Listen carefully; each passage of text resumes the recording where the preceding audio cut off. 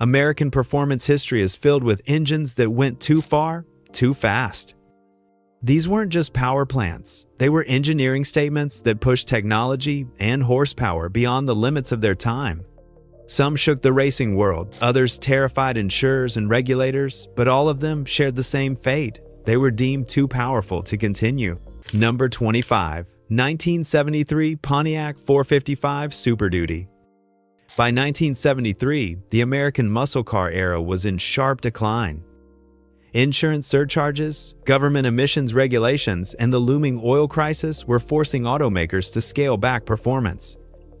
Yet in the middle of this downturn, Pontiac shocked everyone by releasing the 455 Super Duty, a last gasp of genuine Detroit muscle. With a displacement of 455 cubic inches, it was the most advanced performance engine Pontiac ever built, a power plant designed to keep the spirit of muscle alive even as the industry moved toward restraint. Unlike many detuned engines of the era, the 455 Super Duty was heavily reinforced and overbuilt. It featured a strengthened block, forged connecting rods, and unique round-port cylinder heads derived from Pontiac's racing program. The camshaft profile was aggressive, and the engine breathed through a 4-barrel carburetor with oversized secondaries. Officially, Pontiac rated the Super Duty at 290 horsepower under the new net rating system introduced in 1972, which accounted for real-world accessories and emissions equipment. But in truth, the engine produced closer to 375 to 400 gross horsepower, making it one of the last legitimate high-performance V8s of its era. The Super Duty 455 was available in the Firebird formula and the now iconic Trans Am. In testing, these cars easily ran quarter-mile times in the low 14-second range, remarkable for a 1973 vehicle saddled with emissions controls and heavy safety equipment. It proved that Pontiac still understood what enthusiasts wanted, even when corporate and government pressures made building such cars nearly impossible. For a brief moment, the Firebird SD 455 kept the dream alive. But almost immediately, the hammer fell. The 1973 oil crisis sent fuel prices skyrocketing and shifted public perception against big displacement engines. Federal emissions standards became even more stringent, and Pontiac was forced to scale back production. By 1974, catalytic converters and unleaded fuel requirements were on the horizon, and the Super Duty was quickly strangled into irrelevance. What could have been a rebirth of muscle was instead a swan song. Number 24. 1971 Ford 351 Cleveland 4V Boss. By 1971, Ford's small block revolution reached its most radical point with the 351 Cleveland 4V Boss. While the 351 Cleveland engine family had debuted just 2 years earlier, the 4V high-performance version represented the most advanced evolution of the design. It featured canted valves and massive intake ports, allowing it to flow air like a big block while still retaining small block rev-happy character. The Boss variant, tuned for competition, pushed this even further, turning the Cleveland into one of the fiercest middleweight engines ever produced. The 351 4V cylinder heads were its crown jewel. Borrowing heavily from Ford's racing technology, the canted valve design created nearly straight-line intake paths, giving the engine breathing capabilities normally reserved for much larger displacements. In Boss trim, compression was high, the camshaft aggressive, and output conservatively rated at 330 horsepower. Real-world dyno figures suggested closer to 380 or more, and racers quickly learned the Cleveland could rev past 6,000 revolutions per minute with ease. In Trans Am racing, Mustangs fitted with Boss 351 power plants became instant threats, capable of challenging Chevrolet's Z28 and AMC's Javelin on equal ground. But racing authorities were already wary of Ford's canted valve advantage. NASCAR, in particular, targeted the Cleveland-based engines with punitive weight penalties, declaring that their airflow efficiency gave them an unfair edge over more conventional wedge-head designs. Some sanctioning bodies went further, treating the Boss 351 as a special racing engine and imposing handicaps that effectively banned it from fair competition. For Ford, it was déjà vu. Once again, innovation had triggered regulation before the engine had a chance to reach its full potential. Street buyers also faced barriers. Insurance companies, by 1971, were aggressively penalizing any car with high horsepower ratings, and the Boss 351 was firmly in their crosshairs. On top of that, looming emission standards and the switch to unleaded fuel forced Ford to slash compression ratios after 1971. By 1972, the once fierce Cleveland 4V was detuned, its high compression firepower stripped away in the name of compliance.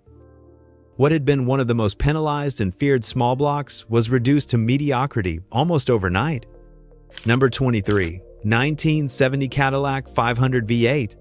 In 1970, Cadillac stunned the automotive world by introducing the largest production V8 engine ever offered in an American car, the gargantuan 500 cubic inch V8.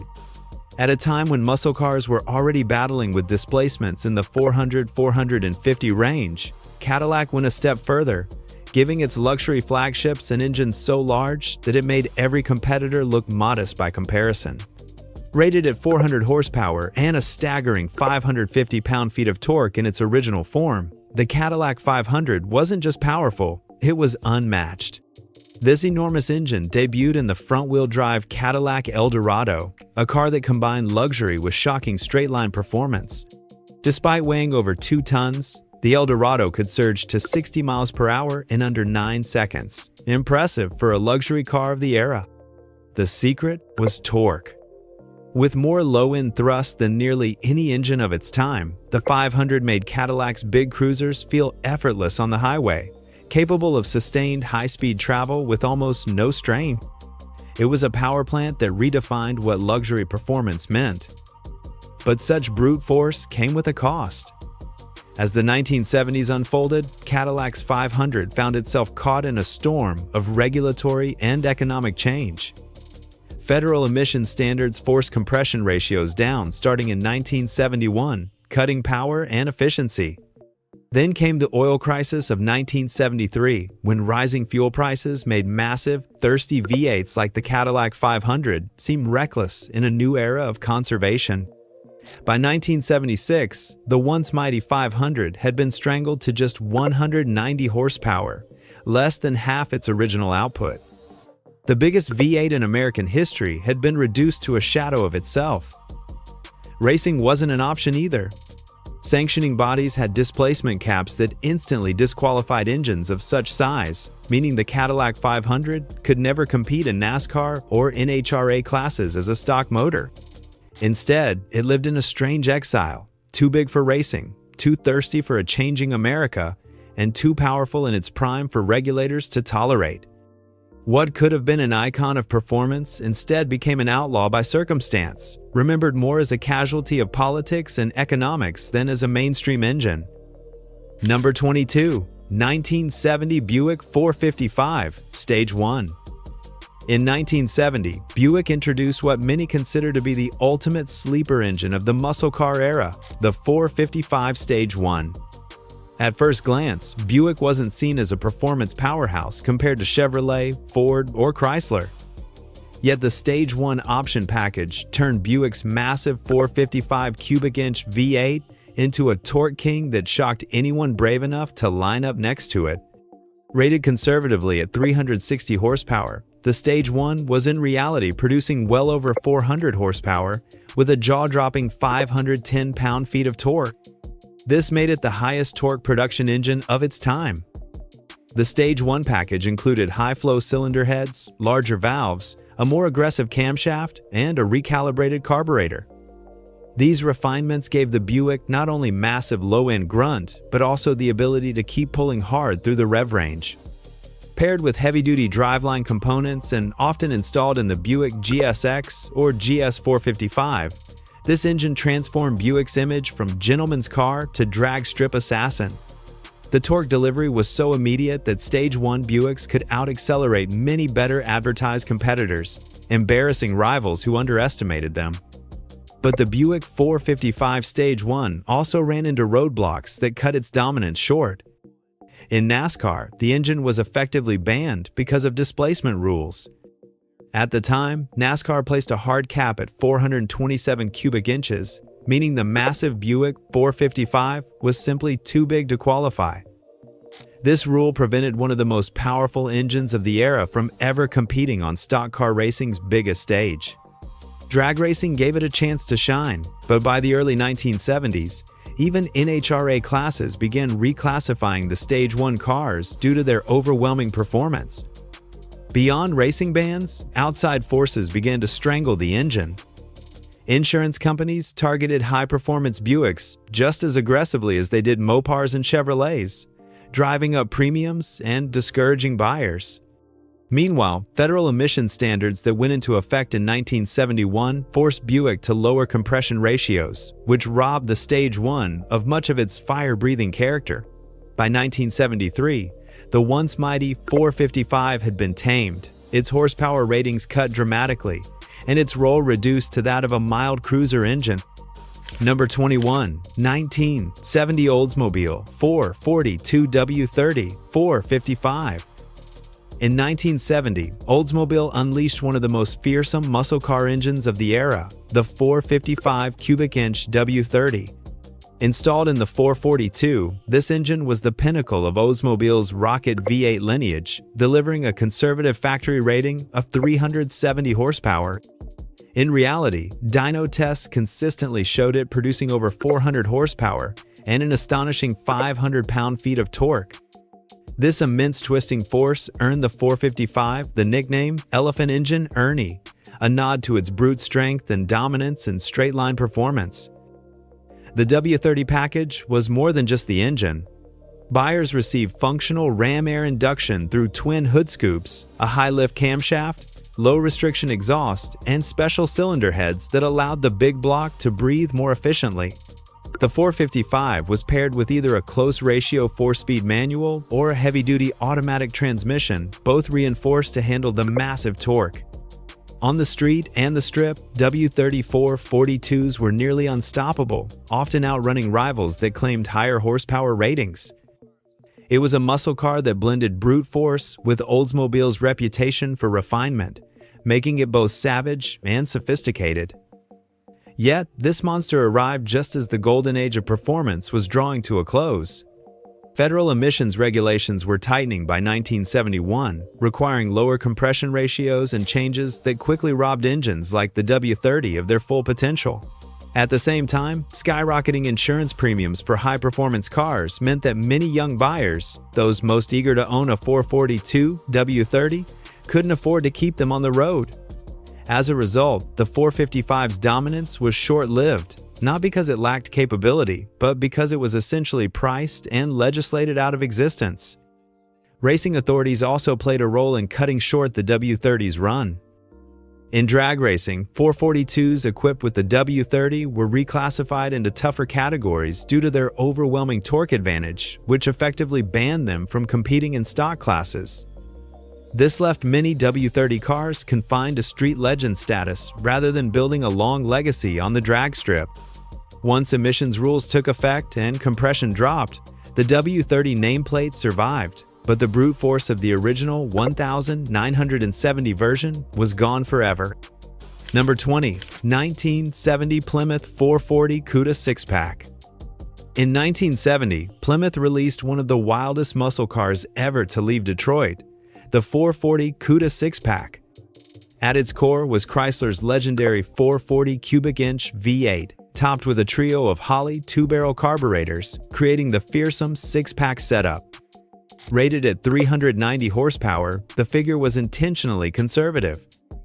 In reality, the engine churned out well over 420 horsepower, along with pavement-ripping torque that made it one of the quickest factory muscle cars of the time. The 6-pack setup was genius in its simplicity. Under light throttle, the center carburetor handled most of the work, providing decent drivability for everyday use. But when the driver floored the pedal, the outer carbs opened, flooding the intake with fuel and air and unleashing a surge of power that felt like a rocket ignition. In the lightweight E-body CUDA, this translated to quarter-mile times in the low 13s, rivaling Hemi-powered cars, but at a lower price point. For drag racers, the 6-pack CUDA was one of the best bargains of the era. However, the 440 6-pack quickly found itself under scrutiny. Insurance companies, already reeling from a surge in claims tied to high-performance cars, singled out six-pack equipped Mopars as high-risk, often refusing coverage or charging exorbitant premiums. At the same time, emissions regulations were beginning to take hold. The high compression ratios and triple carb setup that gave the 446-pack its muscle were completely at odds with new federal standards being phased in during the early 1970s. By 1971, lower compression ratios were mandated, which dulled the six-pack's raw power. By 1972, emissions equipment and unleaded fuel requirements further crippled performance. Racing bodies also added restrictions. In certain NHRA classes, the six-pack cars were reclassified into tougher brackets due to their dominant performance, effectively banning them from competing as stock production models. Between insurance, regulation, and sanctioning reclassifications, the six-pack CUDA was a victim of its own success. Number 19. 1970 Chevrolet 454 LS6. 1970 was the absolute peak of the American muscle car horsepower wars, and Chevrolet's 454 LS6 was the engine that defined that pinnacle. Introduced for the Chevelle SS and also available in the Corvette, the LS6 was a no-compromise big block designed to dominate both the street and the strip. At 454 cubic inches, it was the largest engine Chevrolet had ever stuffed into an intermediate car, and its factory rating of 450 horsepower made it the most powerful production engine of its time. In reality, dyno testing showed that its actual output was often well north of 500 horsepower. The LS6 featured a forged steel crankshaft, 4-bolt main caps, aluminum intake manifold, and an enormous Holley carburetor that gulped down air and fuel in quantities few engines could match. Its 11.25-to-1 compression ratio made it a race-ready motor straight from the showroom floor. Paired with heavy-duty transmissions and 12-bolt rear axles, it turned the Chevelle SS into a legend that could run mid-13-second quarter miles right off the dealer lot, numbers that rivaled purpose-built drag cars of the era. But the LS6 arrived just as the storm clouds of regulation and insurance crackdowns were gathering. High-compression big blocks like the LS6 were directly targeted by new federal emissions laws, which demanded lower output, reduced compression, and cleaner exhaust systems beginning in 1971. At the same time, insurance companies began to classify LS6-equipped cars as super high performance, saddling them with premiums that often doubled or tripled the cost of ownership for younger buyers. The LS6 became a victim of its own excess, too powerful, too expensive, and too politically inconvenient to survive. Chevrolet only offered the LS6 in the Chevelle for a single model year, and while a handful of Corvettes also carried it, the combination was short-lived. By 1971, compression ratios across the GM lineup were slashed, and the LS6 was effectively killed. The change marked the beginning of the end of the muscle car era, as the horsepower numbers that had skyrocketed in the late 60s began to collapse under government regulation and market pressure. Number 18. 1969 Oldsmobile 455 Rocket. In 1969, Oldsmobile entered the escalating horsepower wars with one of its most powerful engines ever, the 455 Rocket.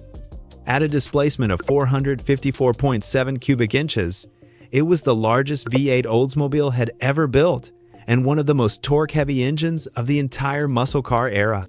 Depending on the trim and tune, output ranged from 365 to over 400 horsepower, with torque figures exceeding 500 pound-feet. For Oldsmobile, which had once pioneered the Rocket V8 name in the late 1940s, the new 455 was both a return to glory and a bold statement that it could compete head-to-head with Chrysler's Hemis and Chevrolet's big blocks. The 455 Rocket was a street engine at heart, but its sheer displacement and tuning flexibility made it a natural weapon for drag racing and high-performance muscle cars. It was offered in legendary machines like the Oldsmobile 442 and Hurst Olds, giving those cars an edge in both raw acceleration and reputation. With its broad torque curve, the Rocket 455 could launch a heavy Oldsmobile down the quarter mile faster than many lighter competitors. Drivers loved it because it delivered performance without requiring the high-strung nature of smaller displacement engines. However, the timing of the Rocket 455's arrival couldn't have been worse.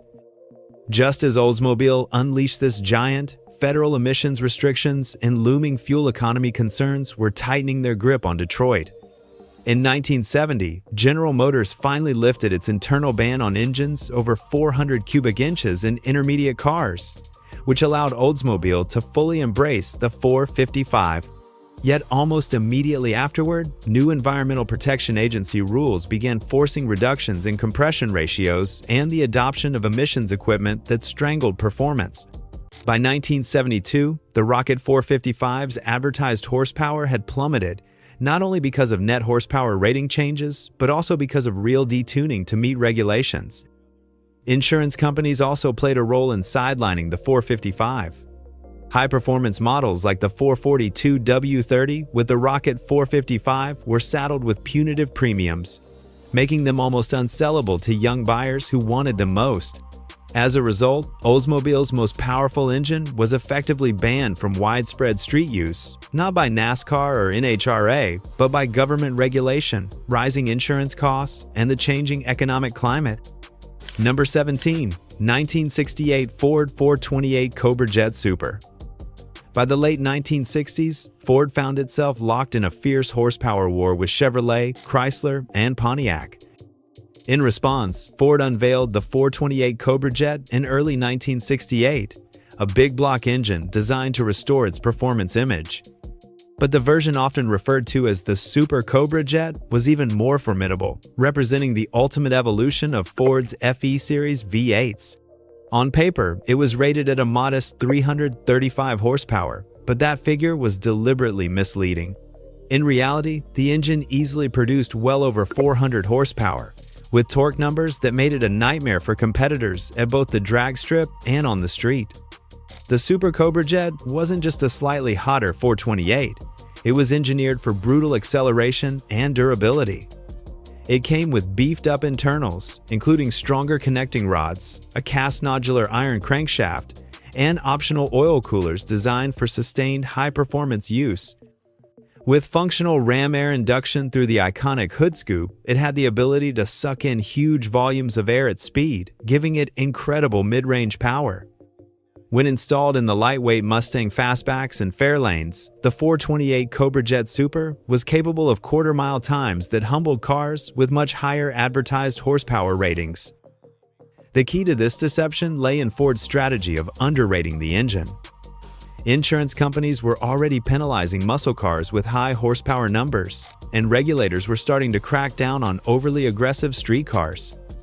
By publishing a conservative figure of 335 horsepower, Ford avoided scaring off insurers and officials, while racers and enthusiasts quietly enjoyed one of the most potent big blocks of the era. This clever sandbagging made the Cobra Jet Super both a legend and a target. Eventually, its overwhelming real-world performance drew scrutiny. Drag racing sanctioning bodies began reclassifying Cobra Jet cars into tougher competition brackets, acknowledging that they were far more powerful than their badges claimed. Meanwhile, looming federal emissions regulations in the early 1970s meant the writing was already on the wall for high-compression big blocks like the 428. By 1971, tightening rules and unleaded fuel requirements spelled the end of the Cobra Jet Super's reign. Number 16. 1967 Mercury 427 SOHC Comet. In 1967, Mercury, Ford's performance-oriented sibling, fielded one of the wildest drag racing combinations of the era, the 427 SOHC-powered Comet. The engine at the heart of this beast was none other than Ford's infamous Cammer, the single overhead camshaft 427 that NASCAR had banned before it ever turned a competitive lap. While stock car tracks denied its roar, the drag strip became its kingdom, and Mercury seized the chance to showcase what this outlaw motor could do. The SOHC 427 was no ordinary V8. With hemispherical-style heads, canted valves, and chain-driven overhead cams, it breathed like a European racing engine but delivered Detroit big block brutality. In dual 4-barrel carburetor configuration, the Cammer could produce an astonishing 650-plus horsepower right from the factory. In the lightweight Comet body, it transformed Mercury's midsize car into an AFX drag strip monster that could rocket through the quarter mile with authority few competitors could match. Mercury's SOHC Comets were built in very limited numbers, mostly for factory-backed drag teams rather than the public. These cars were purpose-built for one thing: domination. With fiberglass body panels, stripped interiors, and weight-saving modifications, they were as close to full race cars as Detroit had ever delivered under a production label. On the strip, they stunned fans and humiliated rivals, instantly earning a reputation as nearly unbeatable. But just as with Ford's NASCAR ambitions, regulation caught up quickly. The NHRA soon restricted the SOHC engine in stock and superstock classes, ruling it too specialized and exotic for what were supposed to be factory production categories. Like its sibling in NASCAR, the Camry was effectively legislated out of competition, forcing Mercury teams into exhibition or match race roles rather than official points categories. Though devastatingly fast, the Comet SOHC was a victim of its own success. Too much performance packed into too small and specialized a package. Number 15. 1967 Chevrolet 427 L88. In 1967, Chevrolet quietly introduced one of the most fearsome engines ever offered in a production car, the legendary 427 L88. While on paper it looked like just another big block option, the L88 was in reality a full-blown racing engine disguised as a showroom offering. Officially, Chevrolet rated it at 430 horsepower, but this figure was a deliberate understatement. In truth, the L88 made well over 560 horsepower in stock form, making it one of the most potent production engines of the muscle car era. The L88 was engineered with competition in mind.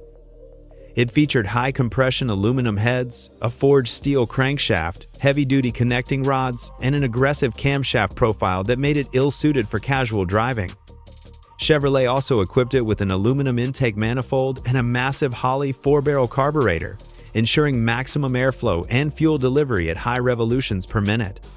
To discourage casual buyers, the L88 was sold only with mandatory high-performance upgrades, including a transistorized ignition system, a heavy-duty cooling system, and a minimum of 411 rear-end gearing. This wasn't a street cruiser, it was a factory-built race car. On the drag strip and road courses, the L88 instantly became a terror.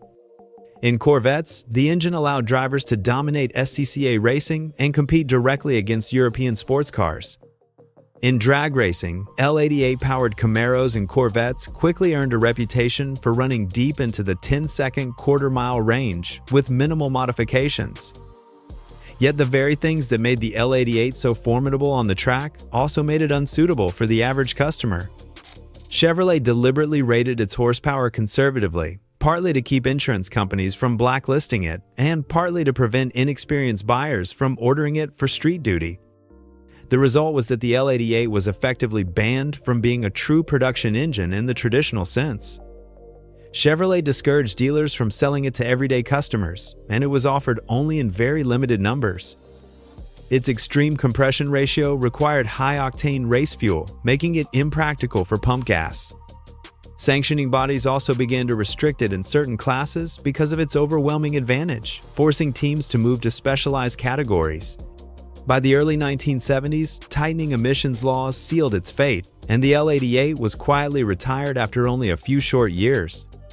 Number 14. 1966 Ford 427 Fairlane Tunnel Port. By 1966, Ford was locked in a brutal horsepower war with Chrysler's Hemi. The Blue Oval needed an answer, and it came in the form of the 427 Tunnel Port, a fearsome variation of its FE big block V8. This engine featured intake ports so massive they could nearly swallow a golf ball, hence the tunnel port name.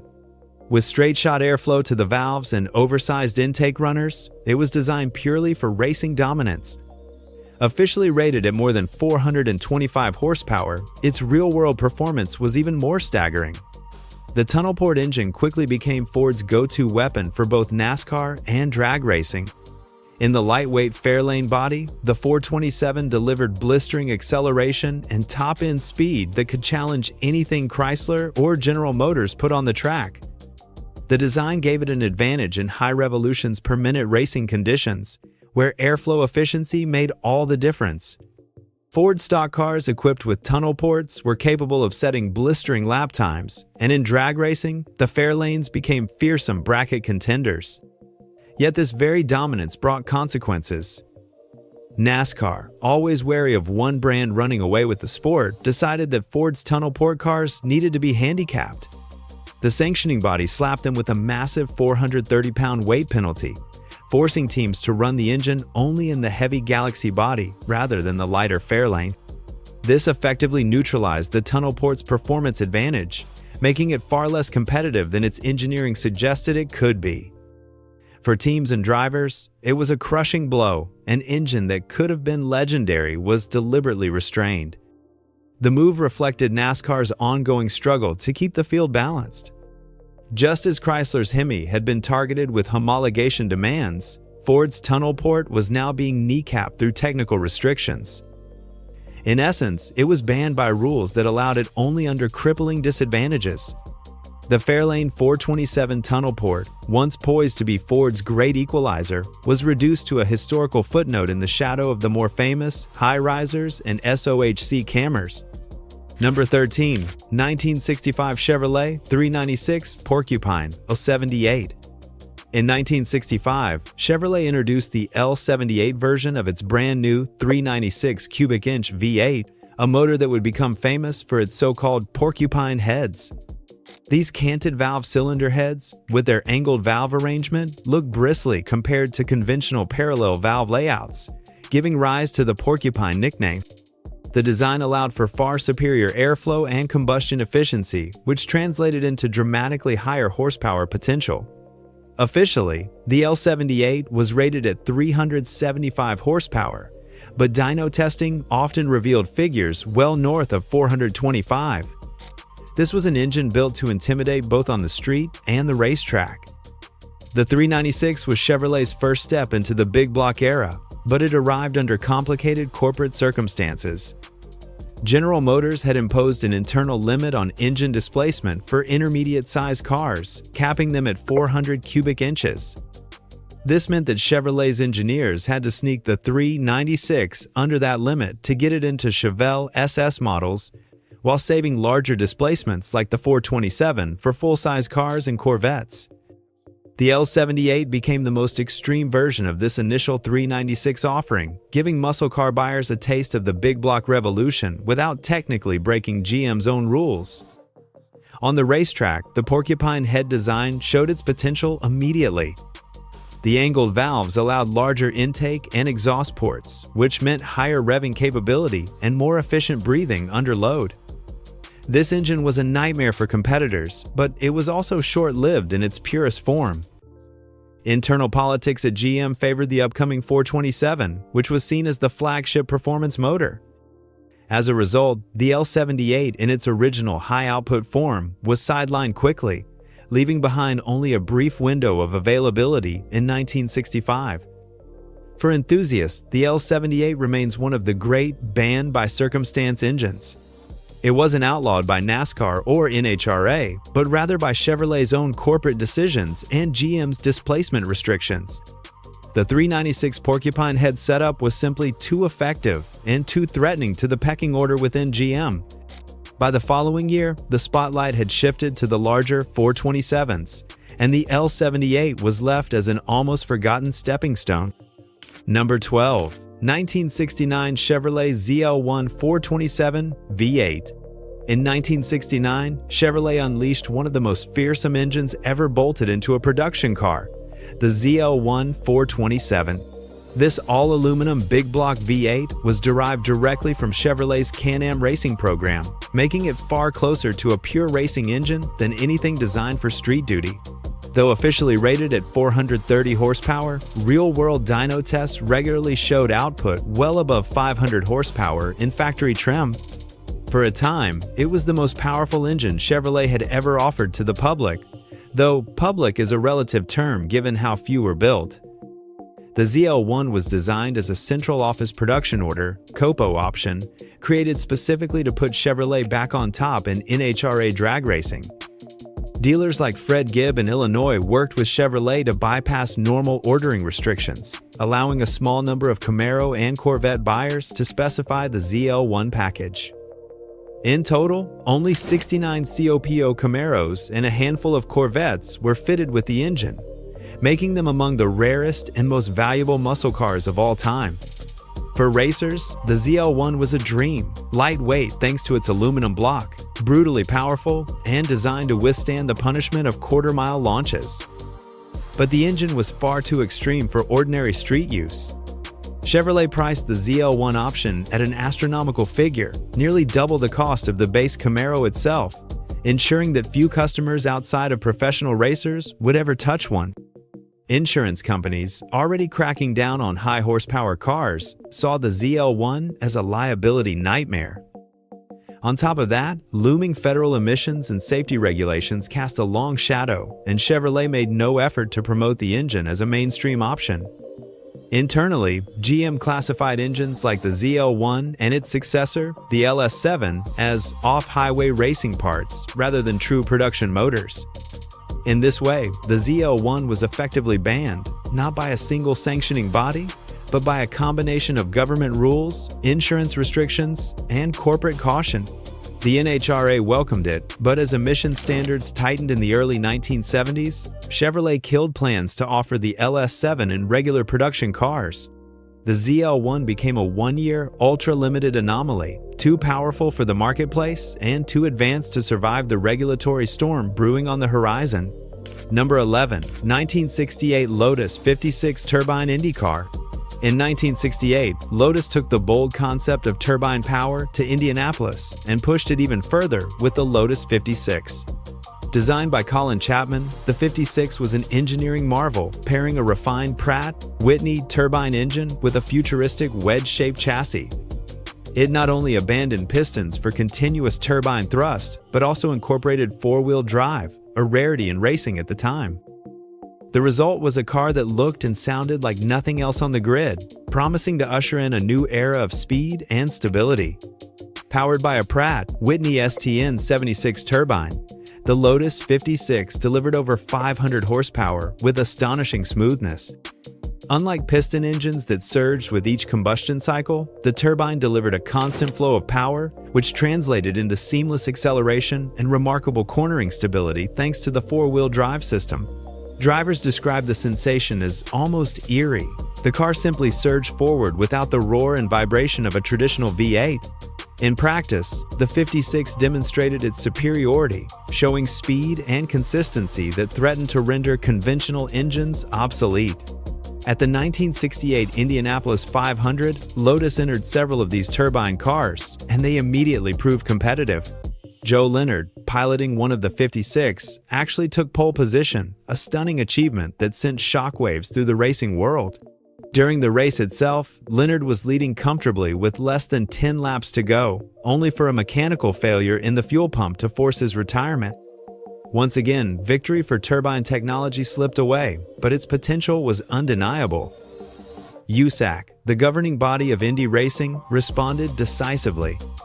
Just as with the STP Paxton turbine car the year before, officials saw the writing on the wall. If turbines were allowed to continue, piston engines, and the manufacturers behind them, would be left in the dust.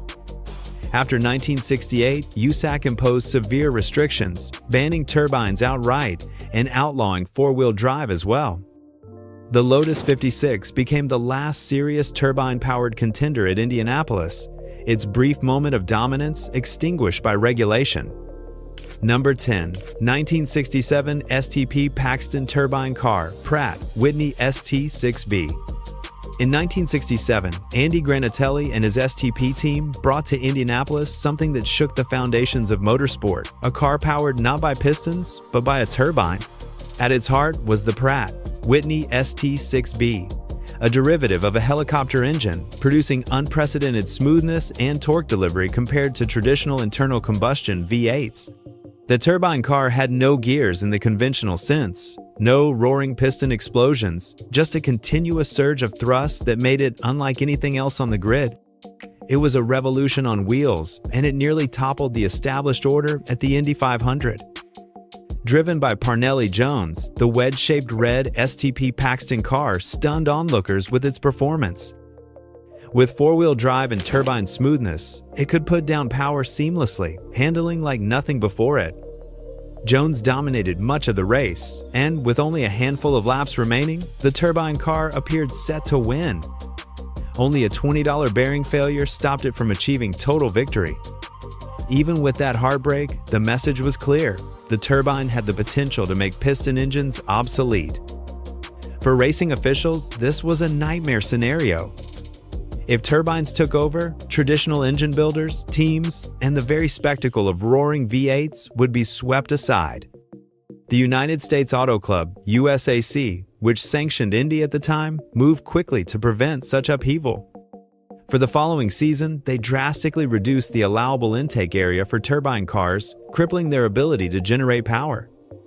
Even so, turbine cars in 1968 remained competitive, proving the concept still worked despite the restrictions. USAC responded with even stricter limits afterward, effectively legislating turbines out of existence. The banning of turbine cars wasn't about safety, it was about preserving tradition and balance. Turbines were too smooth, too durable, and too alien to the piston engine status quo that defined IndyCar racing. The establishment chose to outlaw innovation rather than let the sport change forever. What could have been a new era of aerospace-inspired racing technology was buried under rulebooks, leaving the turbine car as a fascinating what-if moment in motorsport history. Number 9. 1964 Ford 427 SOHC Camry.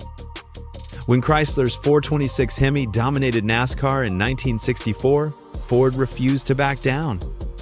The company's engineers went to work on a radical counterattack, developing the 427 SOHC Camry, an engine so advanced that it remains one of the most legendary band power plants in history. Based on Ford's existing 427 FE block, the Camry swapped pushrods for a single overhead camshaft design, using hemispherical-style heads and massive ports for unparalleled breathing capability. With a conservative rating of over 600 horsepower and race trim, it was the most exotic V8 Ford had ever built. The Camry was designed with one clear goal: to crush the Chrysler Hemi on NASCAR superspeedways. Its overhead cam setup gave it the ability to rev higher and stay stable at revolutions per minute levels that pushrod designs struggled to reach. In testing, it showed staggering potential, and Ford was eager to unleash it on Daytona in 1965. But NASCAR officials, led by Bill France, were already wary of how specialized engines were pushing the sport away from its stock car roots. France declared that the Camry's overhead cam design made it insufficiently related to production engines and ruled it illegal before it could even turn a lap in competition. Ford fought hard to get the Camry approved, pointing out that it was built from a standard production 427 block and could be sold to the public if necessary. But NASCAR refused to budge. The ban meant that Ford's great hope to regain supremacy was dead on arrival. Instead of seeing the Camry's potential play out in NASCAR, the engine was relegated to drag racing, where NHRA competitors eagerly adopted it. In top fuel and funny car classes, the Camry became a terror, routinely making over 800 horsepower with modifications, and it went on to dominate the quarter mile through much of the late 1960s. The Camry story is one of the clearest examples of an engine being banned for being too advanced. It was not outlawed because it failed or because it lacked public availability, but because it represented a leap forward that NASCAR was unwilling to allow. In drag racing, it lived on as a hero, but on the stock car tracks where it was meant to shine, it was silenced before its roar could ever be heard. Number 8. 1964 Chrysler 426 Hemi, Race Hemi. In 1964, Chrysler unveiled an engine so dominant that it would come to define an entire era of American racing, the 426 Race Hemi. This was not Chrysler's first foray into hemispherical combustion chambers, but it was by far the most extreme. Built specifically for NASCAR competition, the 426 Hemi featured massive ports, oversized valves, and hemispherical heads that allowed for unrivaled airflow and combustion efficiency. With more than 425 horsepower and racing tune and the ability to rev higher and harder than most of its rivals, the Hemi immediately became the engine to beat. The Daytona 500 of 1964 proved its worth beyond doubt. Richard Petty, piloting his Hemi-powered Plymouth, dominated the race, crushing the field and leaving competitors stunned by the sheer speed advantage. Almost overnight, the Hemi reshaped the competitive landscape, turning Chrysler's stock cars into nearly unbeatable machines. Other teams and manufacturers realized that unless something was done, NASCAR would quickly devolve into a one-brand show. NASCAR's response was swift and decisive. For the 1965 season, officials ruled that the race Hemi would be banned unless Chrysler built a street-going version for homologation. Chrysler, unwilling at first to make such an extreme engine available to the general public, refused. In protest, Chrysler boycotted the entire 1965 NASCAR season, leaving its competitors to fight among themselves. This absence was felt keenly, as fans and teams alike knew the Hemi had fundamentally changed the balance of power. By 1966, Chrysler relented and introduced the Street Hemi, a slightly detuned but still monstrous version of the race motor, thus meeting the homologation requirements. The Hemi returned to NASCAR with devastating effect, and over the next several years, it became synonymous with dominance on both the drag strip and the oval. However, its power also attracted further regulation. By 1971, NASCAR introduced restrictor plates to rein in its output, and just 4 years later, new rules limiting displacement to 358 cubic inches permanently ended the reign of the mighty 426. Number 7. 1964 Ford 427 High-Riser V8. In 1964, Ford unleashed one of the most fearsome racing engines of the decade, the 427 High-Riser V8. Based on the FE engine family, this power plant was designed with one goal: to dominate NASCAR superspeedways and NHRA drag strips. Its name came from its radically re-engineered cylinder heads and intake manifold, which featured raised intake ports and straighter runners for vastly improved airflow. The result was an engine that could breathe at high revolutions per minute like no conventional wedge-head Ford before it, producing well over 420 horsepower in competition trim. The High-Riser wasn't simply a slightly modified 427, it was an all-out racing piece straight from the factory. Ford built lightweight Galaxies and Fairlanes around it, pairing the big FE block with aluminum body panels, fiberglass hoods, and minimal interior trim. On the drag strip, these cars became instant terrors, with quarter-mile times that humbled rivals from General Motors and Chrysler. But it was in NASCAR where the engine's impact was felt most dramatically. With drivers like Fred Lorenzen behind the wheel, Ford stormed into the 1964 season with unmatched speed and power, securing victories and threatening to establish total dominance. Then came Chrysler's bombshell, the debut of the 426 Hemi. At Daytona in 1964, the Hemi-powered cars crushed the field, leaving Ford and GM scrambling to respond. NASCAR officials, wary of escalating special racing engines that bore little resemblance to production cars, decided drastic action was needed. For the 1965 season, they introduced new rules banning exotic engines like Ford's High-Riser and Chrysler's race Hemi unless they were made available in regular street cars. In essence, NASCAR outlawed the High-Riser, declaring it too specialized to qualify as a stock engine. For Ford, this was a crushing blow. The High-Riser had been built to win championships, and it had proven its worth on the track. But in the eyes of NASCAR, it represented the dangerous arms race that could leave smaller teams unable to compete. The ban forced Ford to return to more conventional 427 wedge-head designs, while working feverishly on the next weapon, the infamous SOHC Cammer that would itself be outlawed before turning a wheel in NASCAR. Number 6. 1963 Chevrolet 427 Mystery Motor, Mark II. In 1963, Chevrolet quietly unveiled one of the most secretive and controversial racing engines ever built, the 427 cubic inch Mystery Motor.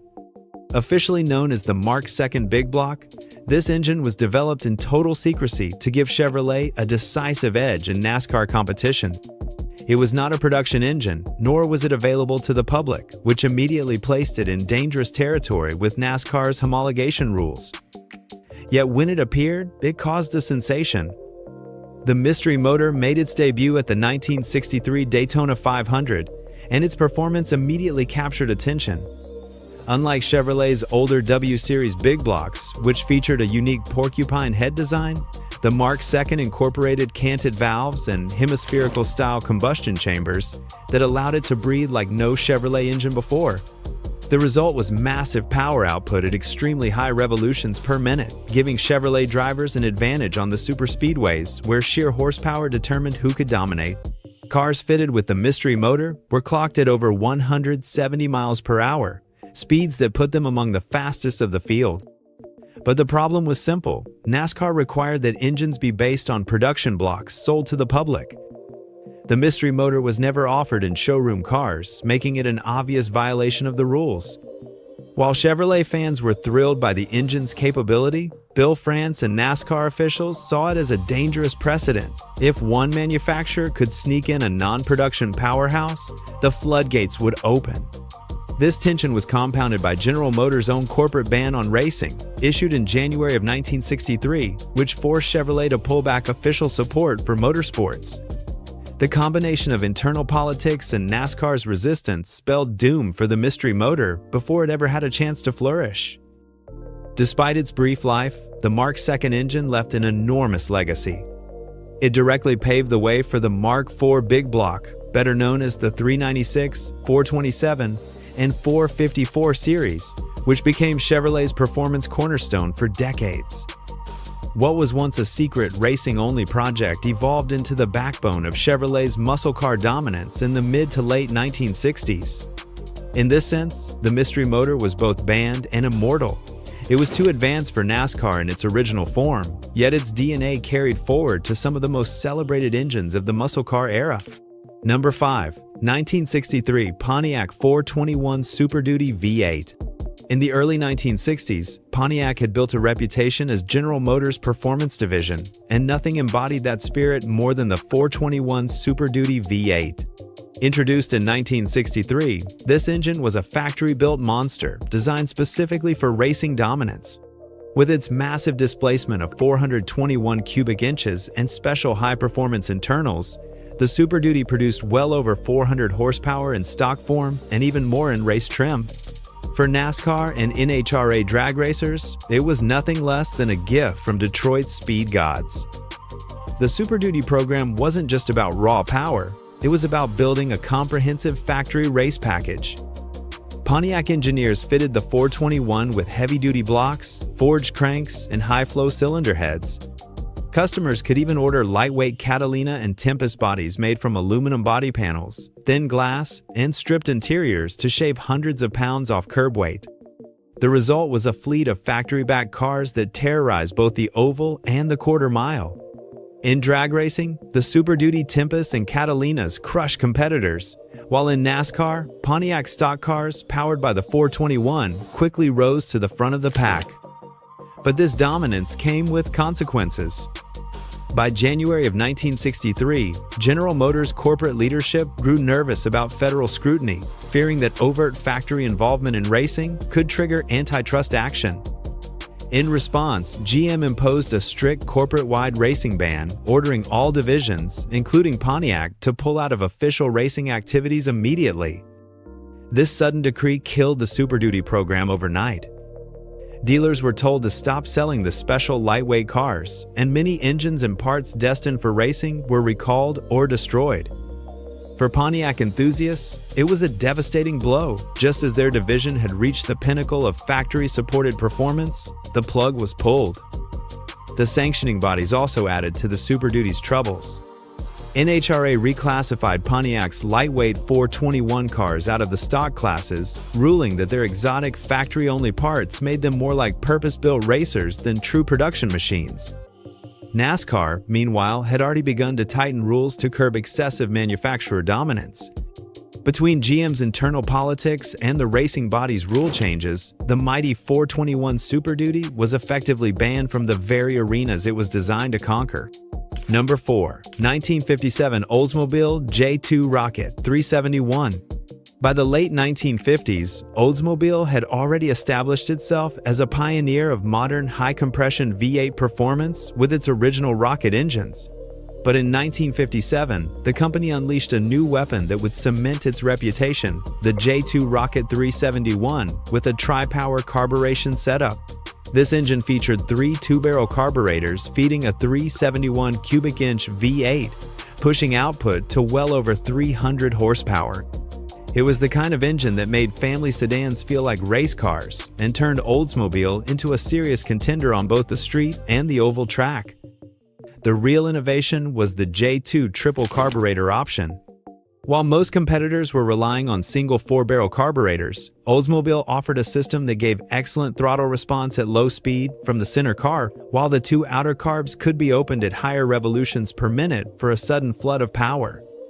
In the hands of skilled drivers, this made the J2 Rocket brutally effective. On NASCAR tracks, Oldsmobile stock cars fitted with the J2 package suddenly had the ability to run with the best from Ford and Chevrolet. But this sudden leap in power was short-lived. NASCAR officials were already wary of escalating performance wars, fearing that exotic multi-carb setups would price smaller teams out of competition. By the end of the 1957 season, they outlawed multiple carburetors entirely, mandating that stock cars could only run a single 4-barrel carburetor. This decision effectively killed the J2 Rocket's competitive potential overnight. The triple-carb Oldsmobiles were instantly rendered illegal, their advanced setup banned in the name of keeping racing stock. On the street, however, the J2 Rocket lived on as one of the most desirable engines of its era. Buyers who ordered the tri-power option found themselves with a factory hot rod that could humble almost anything in its class. These cars became prized possessions, but they also carried a kind of forbidden mystique, an engine that was too wild for NASCAR but still available to the average driver. For Oldsmobile, it was a bittersweet achievement. They had created one of the most advanced factory performance engines of the decade, only to see it legislated out of racing almost as soon as it appeared. Number 3. 1957 Ford 312 Supercharged V8 F-Code.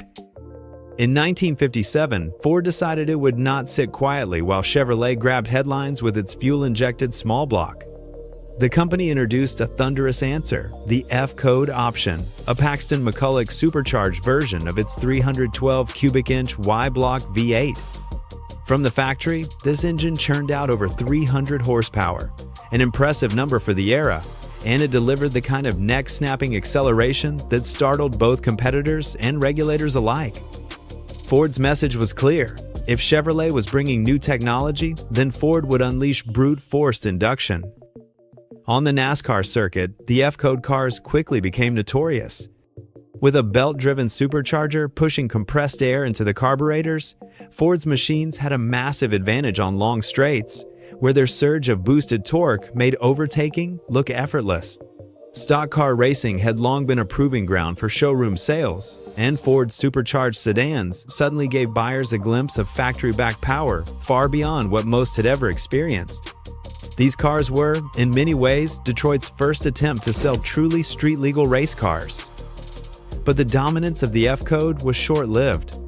By the end of the 1957 season, NASCAR officials grew concerned that supercharging, if left unchecked, would escalate costs and push competition into an arms race.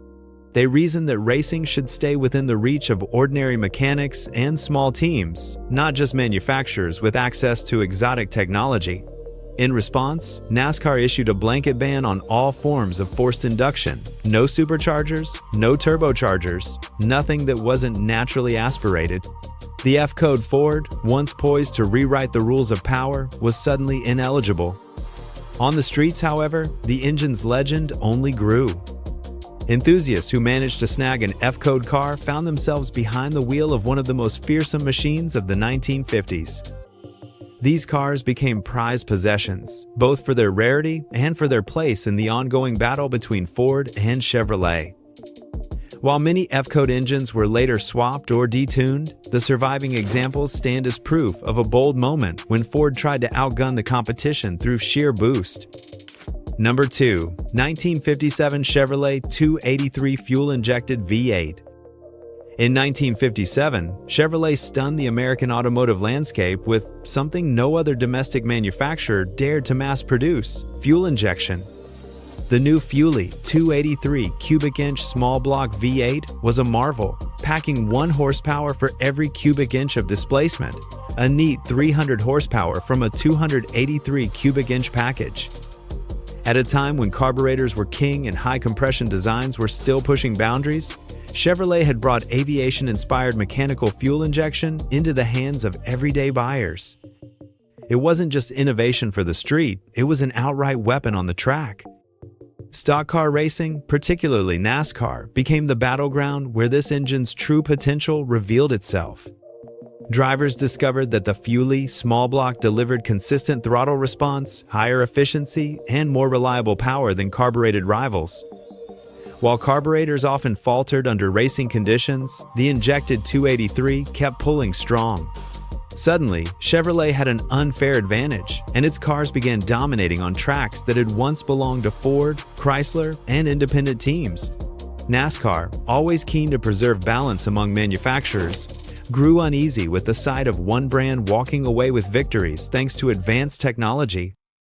By the close of the 1957 season, NASCAR officials dropped the hammer.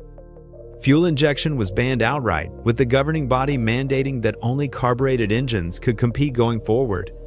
It was a blunt move, meant to strip Chevrolet of its technological edge and to ensure racing remained accessible for other teams who could not match the complexity and cost of injection. For enthusiasts, it was a crushing disappointment. Chevrolet had offered the future on showroom floors, only to see it outlawed in the very arena where it proved itself. The ban didn't mean the 283 fuel-injected V8 disappeared. On the street, it became a halo engine, giving the Corvette and certain Bel Air models a reputation for cutting-edge performance. Owners reveled in the bragging rights of a factory car that carried technology closer to the racetrack than almost anything else available. But the irony lingered. The very system that showed America what modern engines could do was deemed too much for competition. NASCAR's reasoning was clear. They wanted parity, not progress. Number 1. 1952 Cummins Diesel Special, Indy 500.